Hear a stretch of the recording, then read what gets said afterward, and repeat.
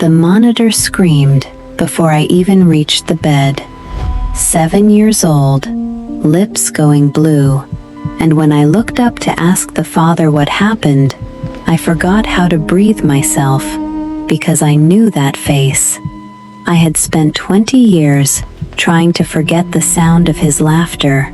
The day security walked me out of my own medical school with my badge in a plastic bag, he stood in the crowd with his arms crossed, grinning like it was the best afternoon of his life. Now his son was dying in my emergency room, and the only doctor standing between that boy and a body bag was me. Nobody in that room knew what he'd done to me. Nobody knew what it cost to keep my hands steady while I called for oxygen, while I counted his son's failing breaths against a clock that felt like it was mocking me the same way he once did.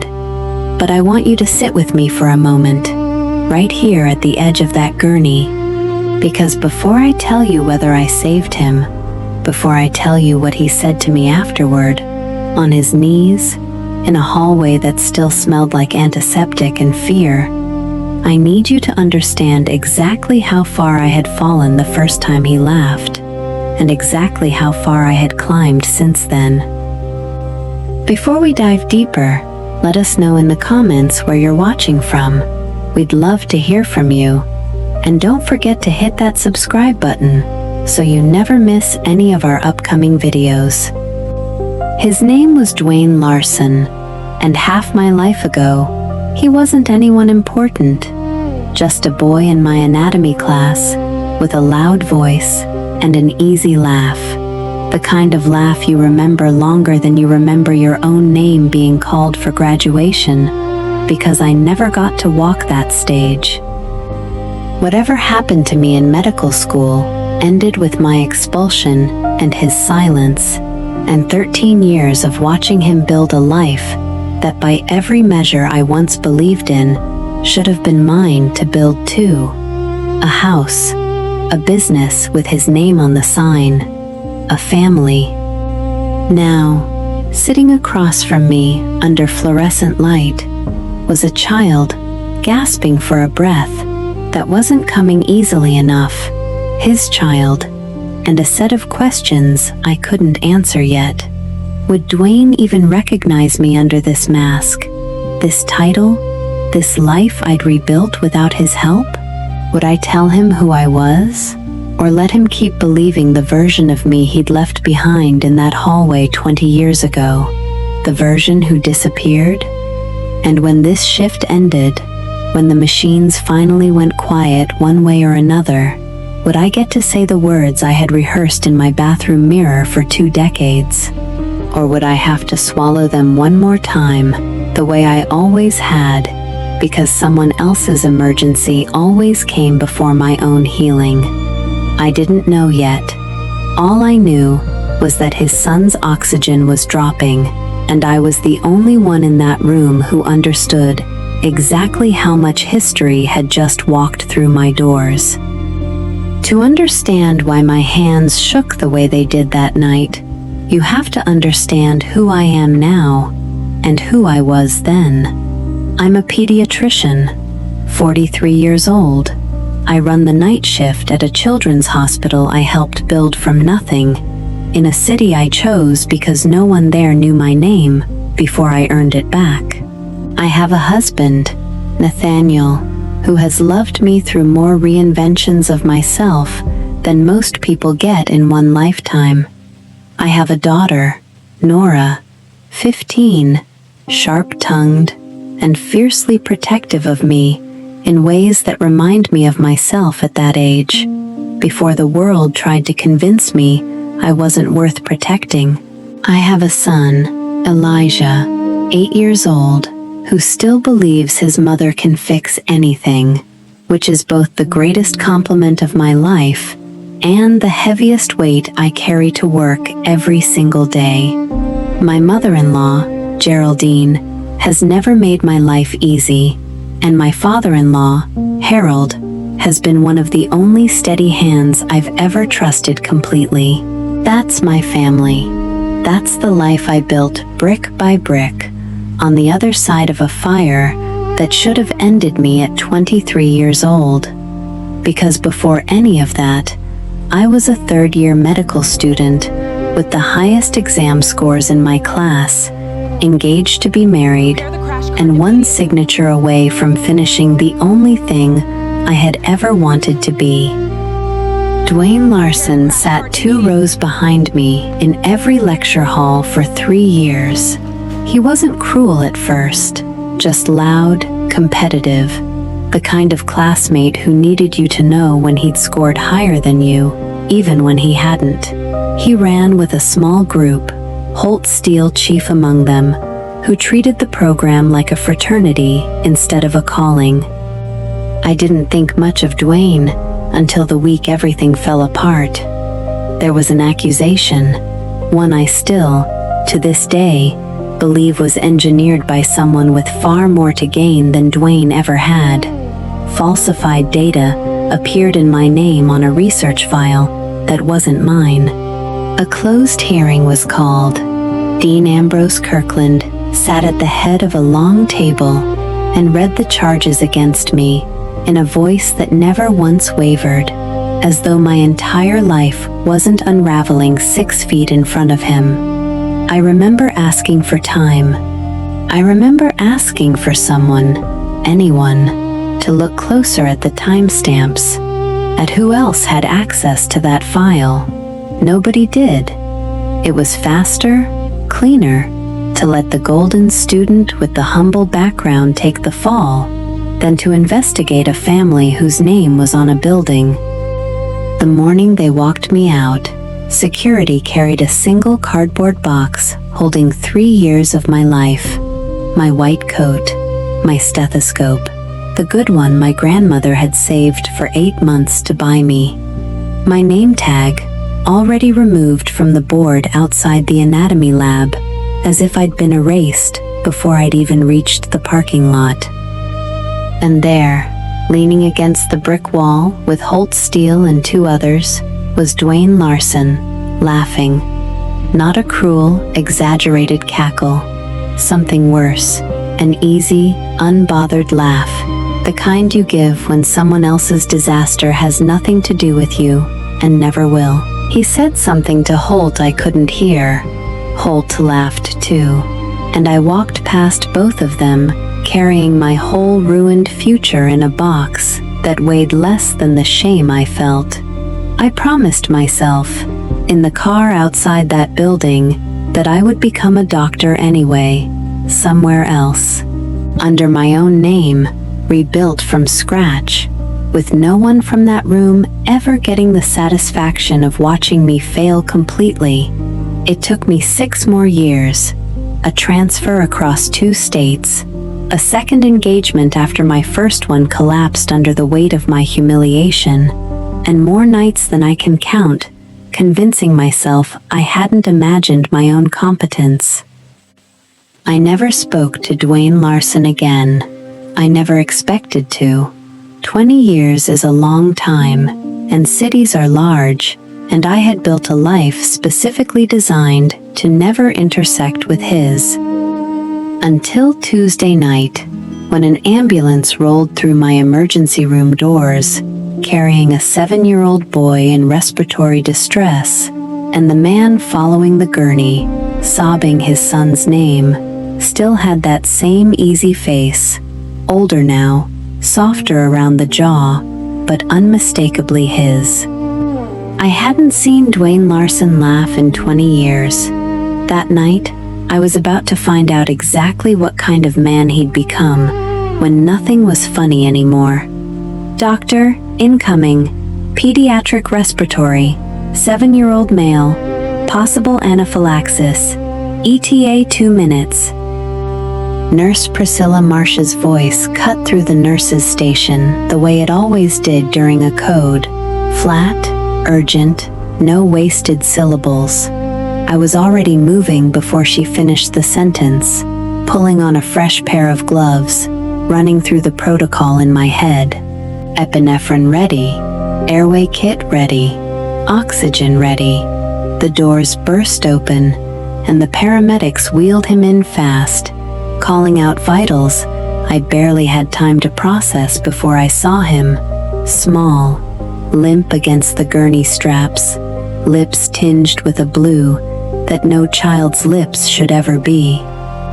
Cooper Larson, 7 years old, possible allergic reaction at a birthday party, difficulty breathing for approximately 8 minutes prior to our arrival, oxygen saturation 86 and falling, the paramedic rattled off. 86. Falling. I didn't have time to feel anything yet.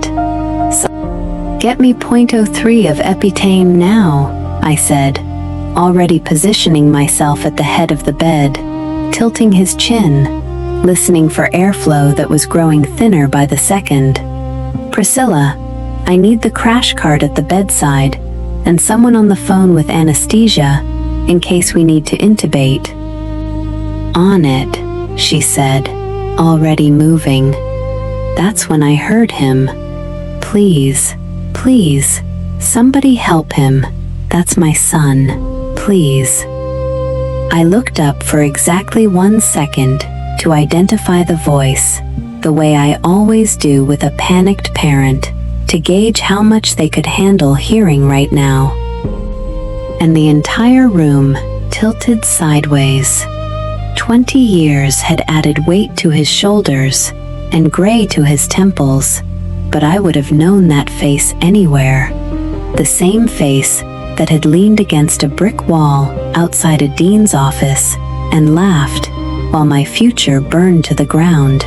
Dwayne Larson was standing 4 feet away from me, and he had no idea who I was. Doctor? Dr. Sergio Ibarra's voice pulled me back. He'd come running from the next bay over. Renee, talk to me. What do you need? I need you to understand what I'm looking at, I thought. I need 30 seconds that I don't have. Instead, I said, Epi's in. Sat's still dropping. I need him on high-flow oxygen, and I need a second line started. We may be intubating in the next 90 seconds. My hands did not shake. I want to be clear about that, because it would have been so easy for them to. 20 years of training took over the exact moment my personal history tried to climb into that room with me, and I shoved it down into a place I could deal with later, because Cooper Larson's chest was working too hard for breath that wasn't coming, and nothing about who his father was could be allowed to matter in that moment. Sat's at 82, Priscilla called out. Bag him, I said. Sergio, get me the intubation tray. I don't want to wait until he crashes to be ready. Behind me, Dwayne's voice cracked. Is he going to die? Somebody tell me if my son is going to die.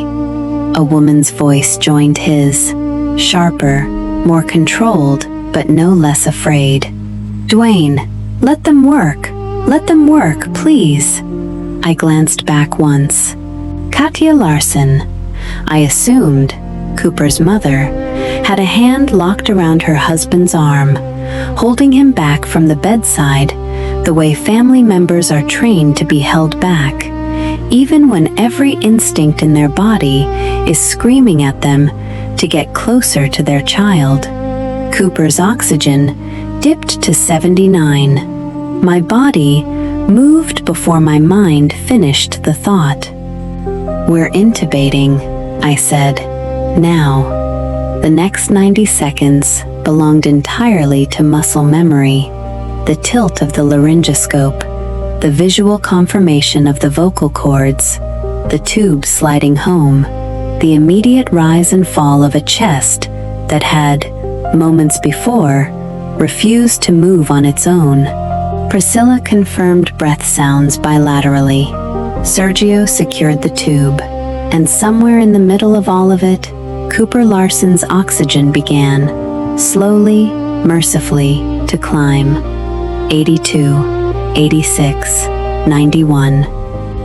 I let out a breath I hadn't realized I was holding.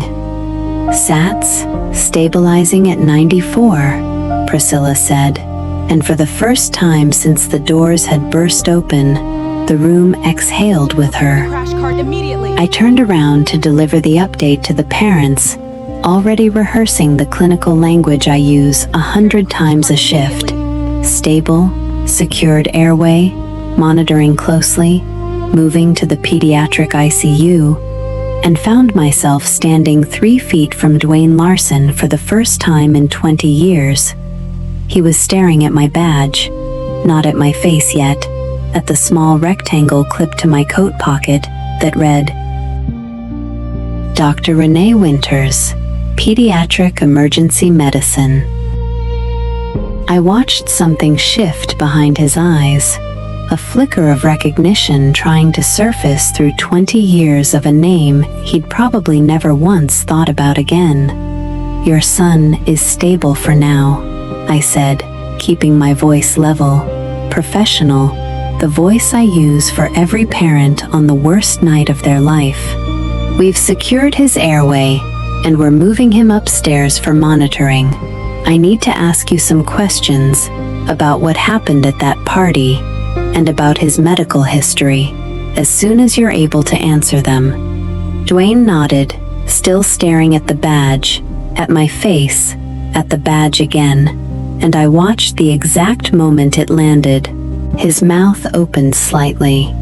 His eyes widened in a way I recognized instantly, because I had seen that same look on my own face in a bathroom mirror 20 years ago, the moment your entire understanding of a situation rearranges itself in half a second. Renee? He said, so quietly I almost didn't hear it over the monitors. Renee Cabrera? From medical school? I didn't correct him about the name change. I didn't confirm it either. We should focus on Cooper right now, I said, and turned to follow my patient's gurney through the double doors, leaving Dwayne Larson standing in my emergency room, with his mouth still open, 20 years of unfinished business settling onto his shoulders like a weight he hadn't known he was still supposed to be carrying. Cooper was moved to the pediatric ICU, and I followed his case the way I follow every child who comes through my doors in that condition, closely, personally, refusing to let the chart become a stranger's chart. But I would be lying if I told you my mind wasn't running on 2 tracks at once.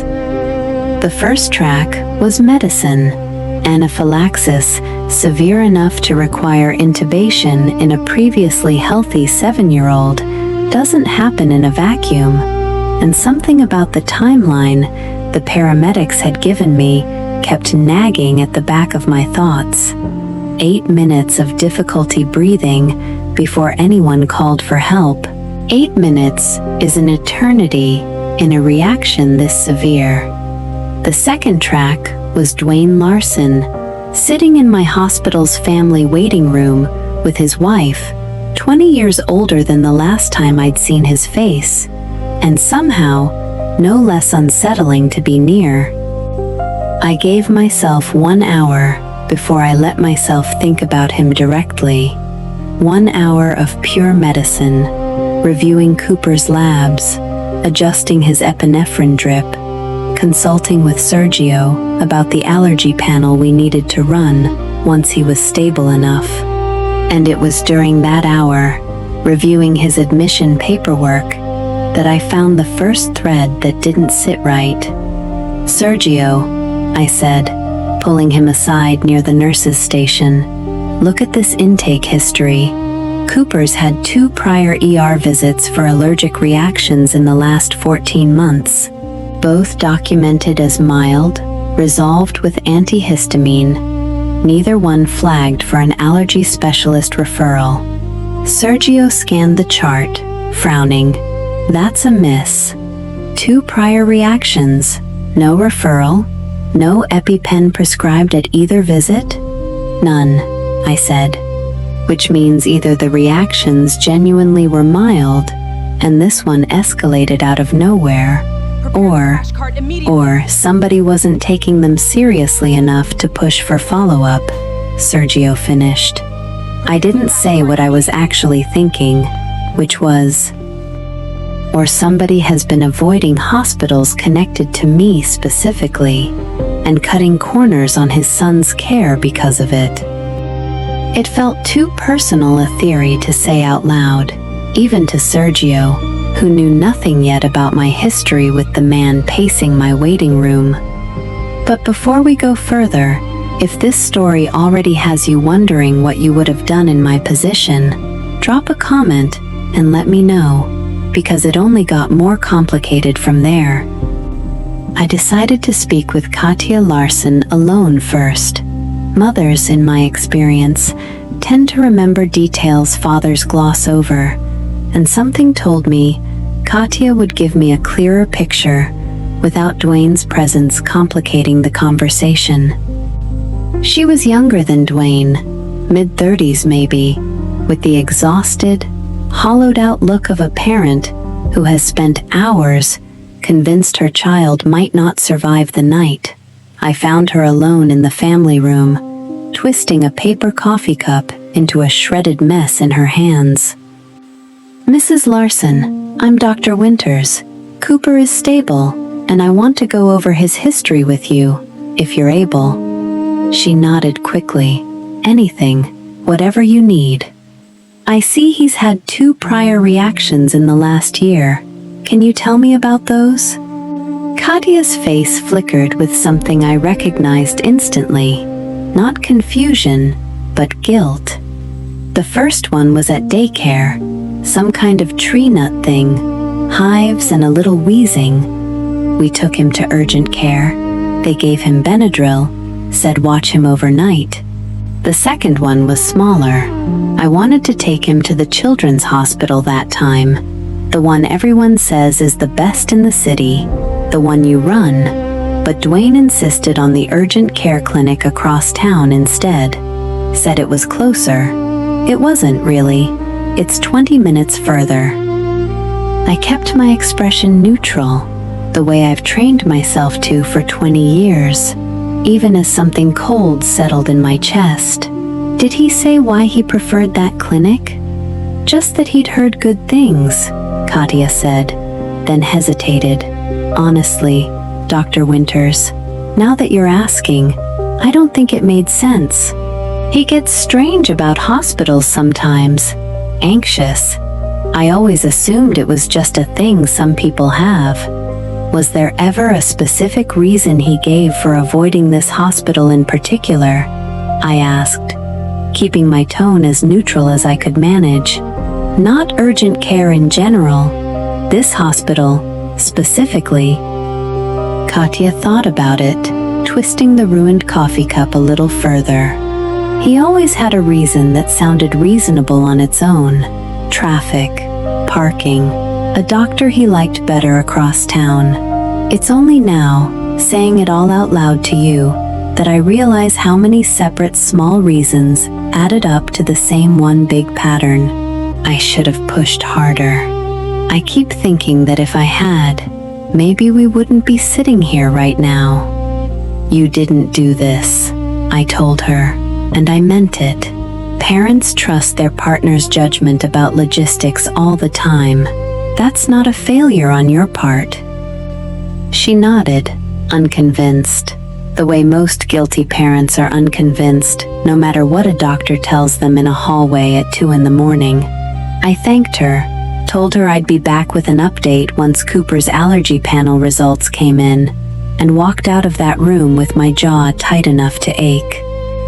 Because I understood, with a clarity that made my stomach turn, exactly why Dwayne Larsson had steered his son's care 20 minutes out of the way, twice, away from the one hospital in this city where he might have to face me. His own shame had cost his son a proper allergy workup, twice. And on the third reaction, there had been no urgent care clinic close enough to reach in time. There had only been an ambulance, 8 agonizing minutes, and my emergency room. I want to be honest with you about what I felt in that hallway, because this isn't a story where I get to pretend I was a saint about it.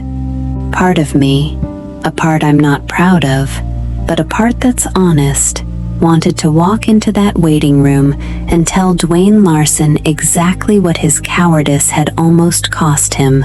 I wanted him to sit in that discomfort the way I had sat in mine for 20 years, alone, disgraced, carrying a shame that wasn't even mine to carry.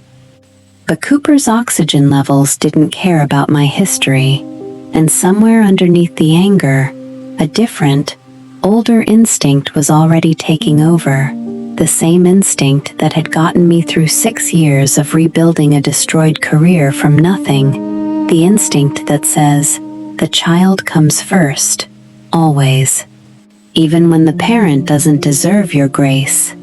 While we waited on the panel, I found myself pausing in the hallway outside the lab, forcing myself to breathe the way I coach frightened parents to breathe, reminding myself that whatever answers came back would not undo the last 2 hours, and would not undo the last 20 years either.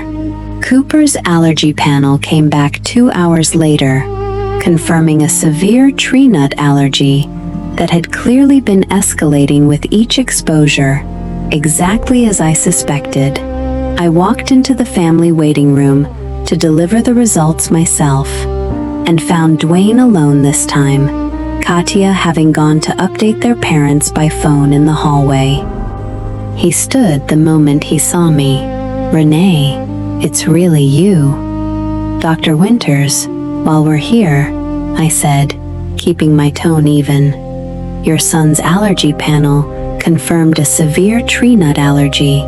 He'll need to carry an epinephrine auto-injector from now on, and I'd strongly recommend a full evaluation with our allergy specialist before he's discharged." Okay, whatever he needs." Dwayne ran a hand through his hair, and for the first time, I saw something crack in his composure that had nothing to do with medicine at all. "Renee, I have to say something. I don't know how to say this. You don't have to say anything to me, Mr. Larson. I'm here for your son. Please." His voice broke slightly. "I know what I did. I've thought about that day more than you'd believe. And I need you to know something, but I'm scared that once I say it, you'll never let me explain the rest." I stood in that hallway, 20 years of buried anger sitting directly behind my sternum, and made a decision that surprised even me. "Say it," I said. "But make it quick. I have other patients." Before I go on, if you've ever had to decide whether to hear someone out after they hurt you, hit that like button right now, because what he told me next changed everything I thought I understood about that day in the dean's office. Dwayne Larson looked at the floor of my hospital hallway the way a man looks at the floor of a courtroom right before a verdict. "I wasn't laughing at you that day," he said.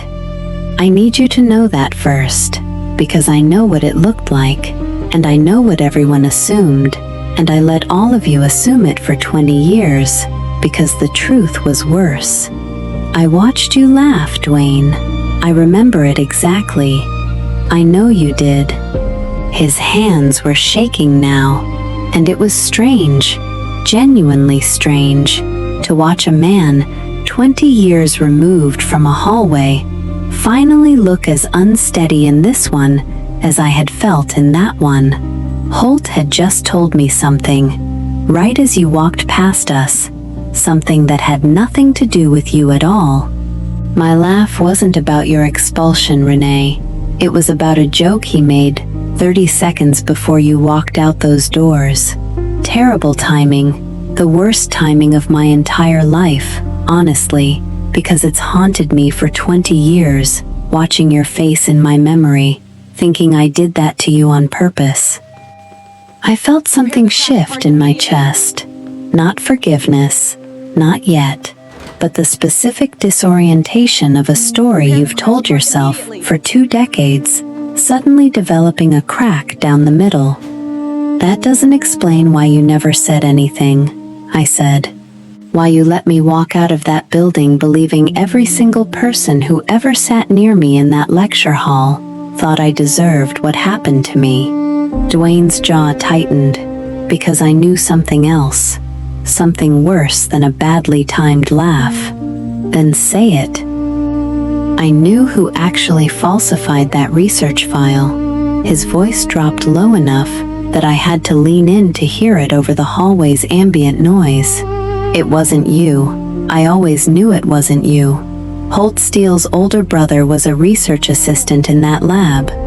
He'd failed his boards twice and needed a scapegoat before his own falsified numbers got discovered. It was easier to let the timeline point at the top student in the program than at the professor's own nephew. The floor of that hallway felt, for one disorienting second, exactly like the floor of the dean's office 20 years ago. You knew, I said quietly. You knew, and you let me carry it for 20 years. I was 23 and terrified of losing my own place in that program if I said anything against a professor's family, Dwayne said, and to his credit, he didn't try to make it sound smaller than it was. That's not an excuse. It's just the truth. I told myself for years that staying quiet wasn't the same as lying. I know now that it was exactly the same. Worse, maybe, because I got to keep my career while you lost yours over something I could have fixed with one honest conversation. I thought, briefly, about all the versions of that year I had constructed in my mind. The ones where the entire class had known and said nothing, where my humiliation had been a kind of shared entertainment for people who had never respected me to begin with. It was strange to learn that the truth was smaller than that story, and somehow harder to sit with because of it. It is easier, in some ways, to be furious at a crowd than to be furious at one frightened 23-year-old who made a cowardly choice and then spent 2 decades letting the silence calcify into something he no longer knew how to break. I want to tell you, I had some perfectly composed response ready. I didn't. I stood in that hallway with 20 years of anger reorganizing itself around a truth I had never had access to, and for a long moment, neither of us said anything at all. Why now? I finally asked. Why tell me any of this now, tonight, in a hospital hallway, while your son is upstairs on a ventilator? Dwayne's composure finally broke completely, because I've spent 13 months driving my son 20 minutes out of my way to avoid this exact hospital, because I couldn't stand the idea of ever having to face you again. And tonight, I almost lost him because of it. I chose my own guilt over his safety, twice, and I don't think I could live with myself if I let you keep thinking I laughed at you on purpose, without at least telling you the truth, even if it's too late to undo any of it. There it was, the second reveal, sitting quietly underneath the first one, not just a bystander's cruelty, but a father's cowardice, stretched across 13 months and 2 missed allergy referrals, nearly costing his own son's life to protect a secret about a research assistant's failed boards from 20 years ago. I thought about Cooper, upstairs, breathing through a tube, because his father's shame had rerouted his medical care not once, but twice. I thought about the professor's nephew, whoever he'd become, who had likely never spent a single night wondering what happened to the student he'd let take his fall. And I thought about myself at 23, standing in a parking lot with a cardboard box, promising myself I would rebuild everything from nothing, never once imagining that the truth would eventually walk back through my door, wearing the face of the man I'd always assumed had simply enjoyed watching me fall. You should have told someone 20 years ago, I said finally. Not for my sake, for yours. Carrying that alone clearly cost you more than you're willing to admit. I know, and you should have taken your son to this hospital 13 months ago, the first time something felt wrong, regardless of what it cost you personally to walk through these doors. Dwayne nodded, tears finally slipping down a face I had spent 20 years remembering only as cruel. I know that too. I'll have to live with that part longer than I'll have to live with anything else. I didn't hug him. I didn't tell him it was okay, because it wasn't, and I've learned that pretending otherwise helps no one heal, including me, but I did something I hadn't planned on doing when I walked into that hallway. Cooper's oxygen levels are strong, I said. He's going to recover fully, and now that we know exactly what we're dealing with, he'll never be in that kind of danger again, as long as you stop letting your guilt make his medical decisions for him. I will. I swear I will. That's not a promise you're making to me, Dwayne. It's one you're making to him.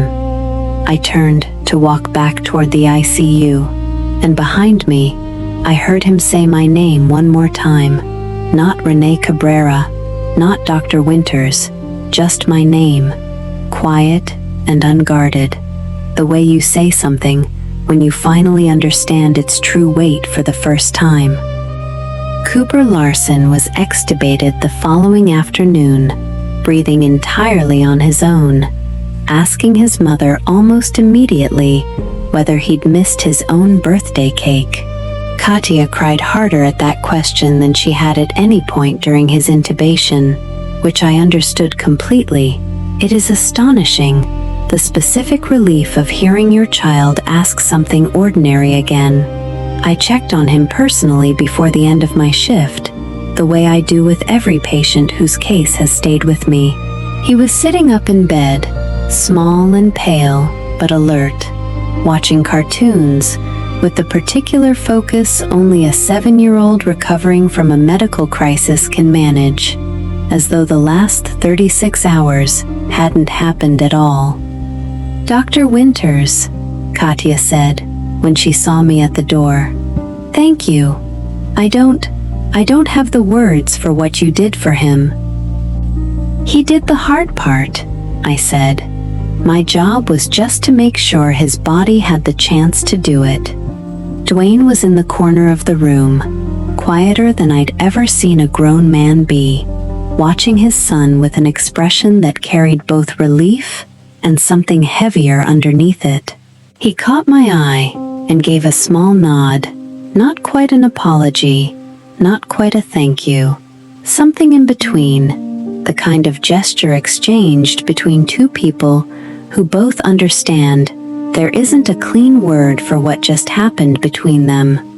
I want to tell you, I left that hospital room with my anger fully resolved, tied neatly into a bow, the way these stories sometimes go. That wouldn't be honest.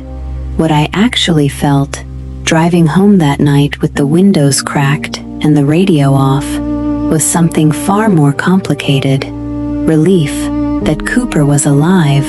A strange, unasked-for lightness at finally understanding the truth about that hallway 20 years ago, and underneath both of those, a grief I hadn't expected.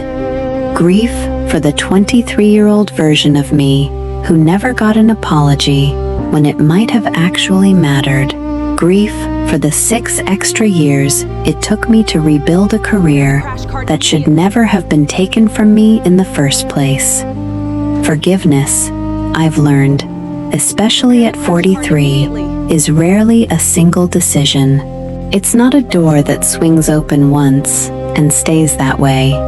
It's something you choose again and again, in smaller and smaller doses, on nights when you're tired and your patient is stable, and you finally have room in your chest to feel something other than adrenaline. I didn't call Dwayne Larson a friend after that night. I don't know that I ever will. But 3 weeks later, a card arrived at the hospital addressed to me, not to Dr. Winters, but to Renee, in handwriting I recognized instantly from 20-year-old lecture hall notes I'd long since forgotten I still remembered. Inside, he'd written that he had finally told the truth about the research file to Dean Kirkland's successor, on record, along with a written statement acknowledging what he'd known and when he'd known it. He'd also enclosed a photograph Katya had taken of Cooper on his actual birthday, 3 days late, grinning over a cake with 7 unlit candles, holding up a hand-drawn card that read, in a child's careful handwriting, "Thank you to the doctor who saved my breath."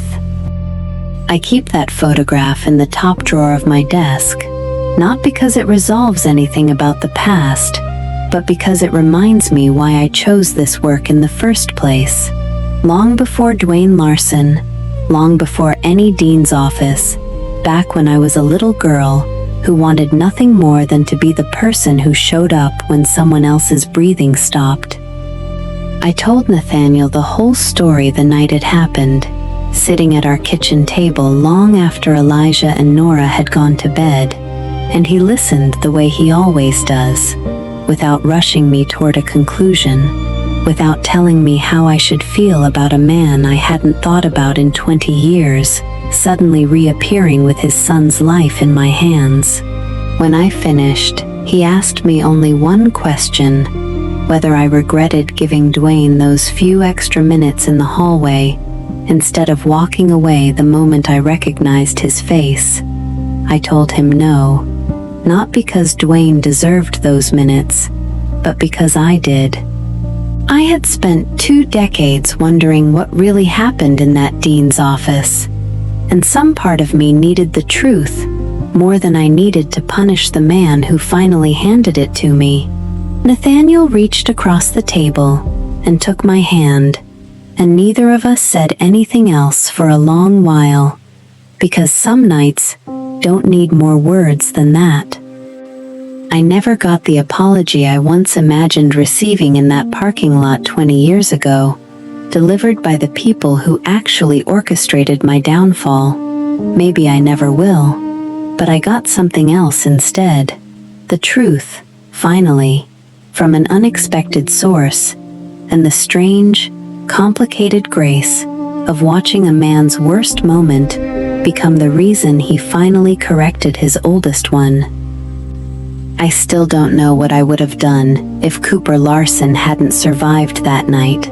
I've turned that question over more times than I can count, lying awake beside Nathaniel, who has learned, over 20 years of marriage to me, exactly when to ask what's wrong, and exactly when to simply hold my hand until I fall asleep instead. What I do know is this: the version of me who walked out of that medical school with a cardboard box and a shattered future never once imagined she would end up in a position to save the son of the man who laughed at her ruin. Life, I've found, rarely closes its circles the way we expect it to. It just keeps handing us the people from our past, wearing new faces, needing something only we can give them, and asking us, every single time, who we're going to choose to be when it matters most. I still think about that hallway sometimes, the two of us standing there, 20 years of silence finally breaking open between us, neither one of us quite sure what to do with the truth once it was finally out in the air. I want to ask you something honestly, because I think about it every time I tell this story. If you had spent 20 years believing someone laughed at the worst moment of your life, and then found out the truth was more complicated than that his silence had actually protected someone else's guilt, not celebrated your downfall, would you have forgiven him as quickly as I did? Or would you have needed more time, more distance, more proof before you let yourself believe him? I'd genuinely love to know what you would have done in that hallway, so leave me a comment and tell me honestly. Would you have walked away instead of listening? Would you have told his wife what you knew about her husband's choices? I go back and forth on whether I made the right call, even now. If this story moved you even a little, do me a favor and hit that like button.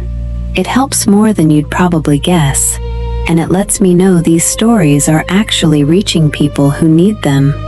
And if you know someone who's ever had to decide whether to forgive somebody who hurt them badly, whether it was 20 years ago or 20 days ago, send this video to them. Sometimes we need to hear somebody else's version of that decision before we can make our own. Make sure you're subscribed to this channel and that you've turned on notifications, because Dwayne Larson's story isn't the last one from that hallway. There are other faces from those 20 years that I haven't told you about yet. People who did far worse than laugh, and people whose paths are still circling back toward mine, whether I'm ready for them or not. And before you go, tell me one more thing in the comments. Where in the world are you watching this from tonight? I read every single one, and it means more to me than you know to picture all the different places these stories reach. Whether you're watching this on your lunch break, or late at night like I'm recording it, or with your own kids finally asleep down the hall, I'm glad you're here with me. There's more of this story still to come. I'll see you in the next one.